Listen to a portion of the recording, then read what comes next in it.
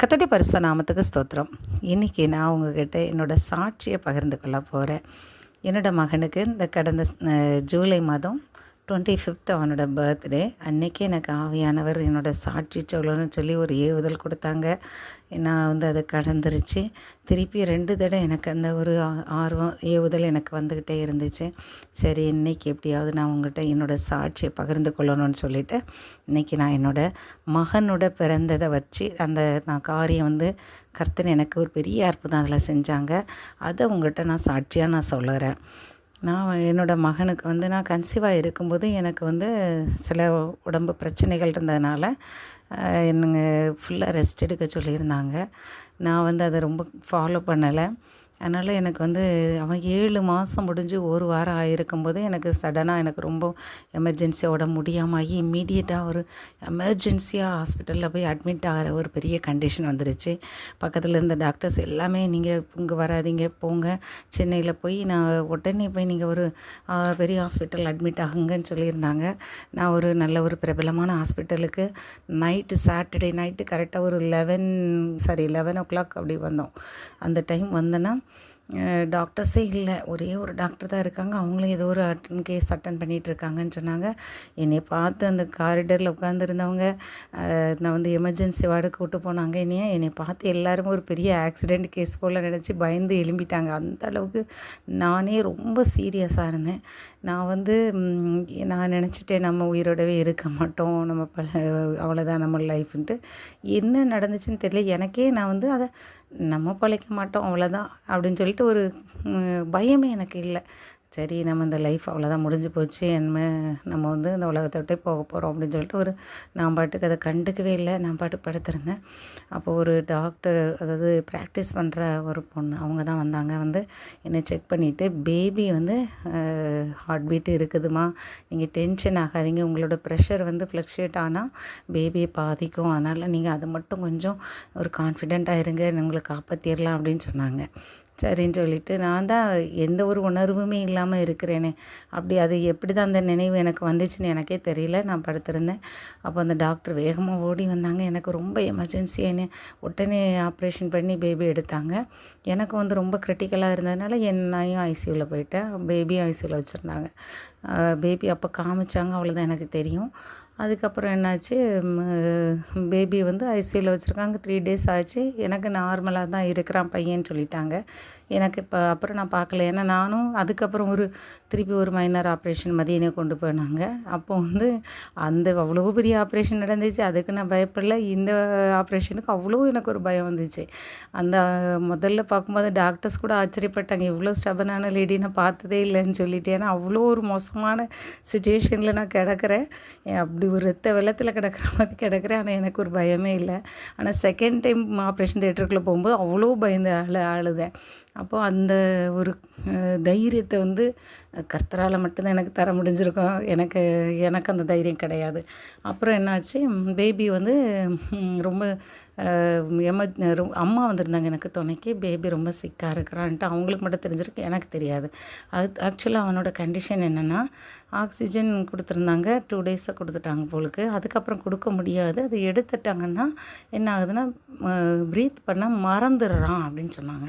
Breath பண்ண திணறான்னு சொன்னால் ஏதாவது பண்ணலாம், மறந்து போயிடுறான் அப்படின்னு சொல்லியிருக்காங்க. எனக்கு எதுவுமே தெரியாது. என்னோடய ஹஸ்பண்ட் என்ன சொல்லிட்டாங்க, நீங்கள் ப்ரஷ் கூட பண்ணக்கூடாது, காலையிலேயே இதுலேயே வெயிட் பண்ணுங்கள், ஒரு இன்ஜெக்ஷன் போடணும், பிரெயின் ஆக்டிவேட் ஆக்கிறதுக்கு ஒரு இன்ஜெக்ஷன் போடணும், நீங்கள் வெயிட் பண்ணுங்கன்னு சொல்லிட்டாங்க. எங்கள் அம்மாவுக்கு தெரியும். எங்கள் அம்மாவுக்கு அவ்வளோ முட்டிலே நின்று ப்ரேயர் பண்ணிகிட்டே இருக்காங்க. நான் நினச்சிட்டேன் எனக்கு ரொம்ப மோசமாக இருக்கிறதுனால தான் அம்மா எனக்காக பண்ணுறாங்கன்னு நான் நினச்சிட்டு இருந்தேன். சங்கீதம் 91 திருப்பி திருப்பி சொல்லிக்கிட்டே இருப்பாங்க, முட்டியில் நின்னே சொல்லிகிட்டு இருப்பாங்க. ஏன்ட்டே நீ சொல்லுனாங்க. சரி அப்படின்னு சொல்லிட்டு நான் ரொம்ப சொல்லுவேன், ஆனால் ரொம்ப சொல்லலை. நான் நம்மளுக்குன்னு சொன்னால் எதுவுமே செய்ய மாட்டோம்ல, அப்படி இருந்தோம். அப்போ கரெக்டான அந்த டேட்டு வந்துருச்சு. அந்த இன்ஜெக்ஷன் போடுற நேரம் வரும்போது என்னோடய ஹஸ்பண்டை அந்த இன்ஜெக்ஷன் எடுத்து வாங்கி வச்சுட்டு ரெடியாக இருக்காங்க. அந்த நேரம் வந்தோன்னா எந்த டாக்டர் அந்த இன்ஜெக்ஷன் எழுதி கொடுத்தாங்களோ அந்த டாக்டர் அன்றைக்கி ஆப்சண்ட் ஆகிட்டாங்க. எங்கள் அம்மா அங்கே வந்து அவ்வளோ ப்ரேயர் பண்ணிகிட்டே இருக்காங்க. ஒரு நிமிஷம் தூங்கவே இல்லை அம்மா. என்னடா இவ்வளோ இதாக இருக்காங்களேன்னு நினச்சிட்டு ப்ரேயர் பண்ணிகிட்டே இருக்காங்க. அந்த டாக்டர் வரல. அந்த டாக்டருக்கு பதிலாக அந்த பொசிஷனுக்கு வேறு ஒரு டாக்டர் வராங்க. அந்த டாக்டர் ஒரு கிறிஸ்டியன் டாக்டர். அவங்க வராங்க. வந்து என்ன சொல்கிறாங்க, டக்குன்னுட்டு பேபியை செக் பண்ணுறதுக்கு அவங்க முதல்ல என்ன பண்ணாங்க, எதனால் இந்த இன்ஜெக்ஷன் போடுறீங்கன்னு சொல்லிட்டு கேட்டாங்க. அப்போ அவங்க ரீசன் சொன்னோடனே இவங்க சொன்னாங்க, பேபிக்கு என்னெல்லாம் செக் பண்ணியிருக்குன்னு சொல்லி ஒரு 3 டெஸ்ட் எழுதியிருந்தாங்க. அதாவது ஹீமோக்ளோபின் எவ்வளோ, அதுக்கு முன்னாடி ரிப்போர்ட்டை எடுத்து பார்த்தாங்க. ரிப்போர்ட்டை பார்த்துட்டு எனக்கு ஹீமோக்ளோபின் ரொம்ப கம்மி, 6.3 சம்திங் அப்படி தான் இருந்துச்சு.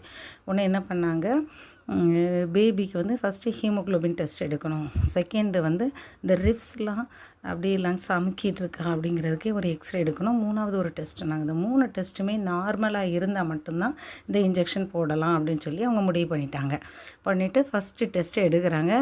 அவனுக்கு ஹீமோக்ளோபின் ரொம்ப கம்மி. உடனே டாக்டர் என்ன சொல்லிட்டாங்க, டக்குன்னு பிளட் ஏற்றுங்கன்னு சொல்லிட்டாங்க. பிளட்டு ஏற்றி, அதாவது அவ்வளோ கிரிட்டிக்கல், பழைப்பானா இல்லையா தெரியாது, நாங்கள் பிரெயினை ஆக்டிவேட் பண்ணுறதுக்கு இன்ஜெக்ஷன் போடுறோம், அது எப்படி இருக்கும்னு சொல்ல முடியாதுன்னெலாம் அவ்வளோ சொன்னது. எங்கள் அம்மாவோட ப்ரேயர், அவங்க கண்ணீரோடு ஜெபித்த ஜெபம், சங்கீதம் 91 அவ்வளோ சொல்லி சொல்லி சொல்லி ஜெபித்தாங்க. அந்த ஜெபம் வந்து அவனை காப்பாற்றுச்சு. ஆண்டவர் அவனுக்கு ஒரு நார்மலாக்கி விட்டுட்டாங்க. அதாவது ஒரு பிளட்டு ஏற்றி டக்குன்னு நல்லா க்யூர் ஆகி வெளியே வந்துட்டான். அதாவது அவன் வந்து பிறக்கும்போது 1 கிலோ 600 கிராம் இருந்தான். அப்போ கொஞ்சம் கம்மியாகி 1 400 அப்படி ஆகிட்டான். அப்போ வெளியே கொண்டு வந்தாங்க. அதுக்கப்புறம் தான் எனக்கு எல்லா கதையுமே தெரிஞ்சு நானும் ரொம்ப டென்ஷனாக இருந்தேன். ஆண்டவர் காப்பாற்றி என் கையில் பிள்ளையை கொடுத்துட்டாங்க. அது நம்ப முடியாத ஒரு அதிசயமாக இருந்தது. இவ்வளோ குட்டியாக ஒரு பேபியை கொடுத்து அந்த பேபி உயிரோடு கொண்டு வந்திருக்காங்க. ஆண்டவர் எவ்வளோ நல்லவர். எனக்கு அதுக்கப்புறம் தான் நான் ஆண்டவர் ரொம்ப இறுக்கமாக பற்றி கொண்டேன். அதுக்கப்புறமும் நாங்கள் என்ன சொன்னாங்க, டாக்டர்ஸ் என்ன சொன்னாங்கன்னா, நீங்கள் வந்து பேபி எல்லா இடத்துக்கும் வெளியே கொண்டு போகக்கூடாது, நீங்கள் வந்து ஃபுல்லாகவே ரொம்ப கேர்ஃபுல்லாக இருக்கணும். அதாவது 2.5 கிலோ வர்ற வரை நீங்கள் எங்கேயும் ட்ராவலே பண்ணக்கூடாதுன்னு சொல்லிட்டாங்க. அப்போ நானும் அவனை பார்த்துறேன். அதுக்கு இடையில் வந்து 2.5 கிலோ ஆன பிறகு நிறைய கண் செக் பண்ணணும், காது செக் பண்ணணும், அப்புறம் நிறைய செக் பண்ணணும் அப்படின்னு சொல்லி அவங்க இதெல்லாம் எழுதி கொடுத்தாங்க. நான் வந்து ஒவ்வொரு இதுவும் பண்ணும்போதும் பயந்துகிட்டு போவேன். அதே தான் சங்கீதம் 91 தான் மறுபடியும் எனக்கு அதையே நான் சொல்லிகிட்டே இருப்பேன். ஃபஸ்ட் டைம் ஒரு ஹாஸ்பிட்டலுக்கு, ஒரு பெரிய ஹாஸ்பிட்டல், கண் ஆஸ்பத்திரிக்கு நாங்கள் போகிறோம். அந்த கண் ஹாஸ்பிட்டலில் என்ன ஆச்சுன்னா, இதே மாதிரி பேபிஸ் எல்லாம் வச்சு ஒரு ரூமில் இருக்காங்க.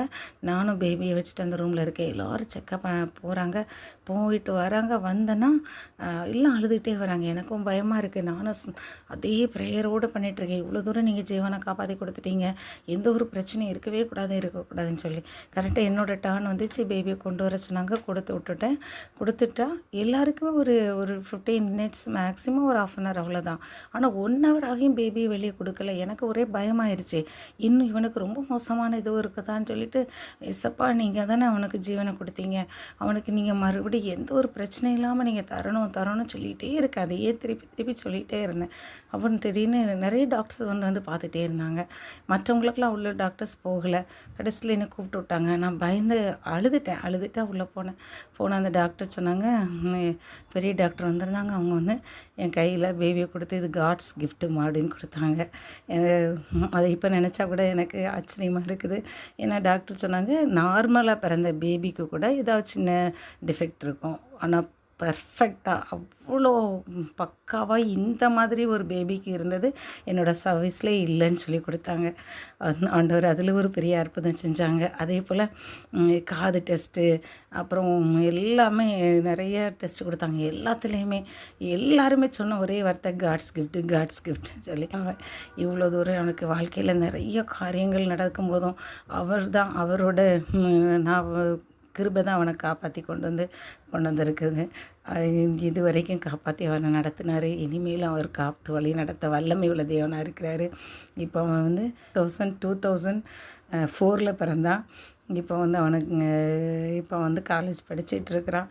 அவனுக்கு ஏதாவது பிரச்சனைன்னு சொன்னாலும் உடனே நான் என்ன சொல்லுவேன்னா, நீ உடனே ஏதாவது சின்ன வயசில் அடிபட்டு கீழே விழுந்து ரத்தம் வரும், அப்போ கூட சொல்வேன், இது கர்த்தர் உனக்கு தந்த ஜீவன், உனக்கு ஒன்றும் ஆகாது, தொடச்சிட்டு போயிடு, ஒன்றும் பண்ணாது அப்படின்னு சொல்லுவேன். இது வரைக்கும் அவனை அப்படியே தான் வளர்த்துட்டு வரேன்.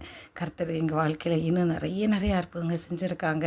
இந்த சாட்சியை நான் உங்களுக்கு சொல்லணும்னு எனக்கு ஒரு பெரிய ஏவுதல் இருந்துட்டது. காரணம் என்னென்னா, உங்களுக்கு இதே மாதிரி ஒரு நம்பிக்கை வரும், உங்களுக்கும் நடக்கும். உங்கள் வாழ்க்கையிலையும் ஏதாவது ஒரு பிரச்சனை இருந்தால் நிச்சயமாக எங்கள் அம்மாவோட ஜெபத்தால் என் பையனை கர்த்தர் மீட்டு கொடுத்தாரு.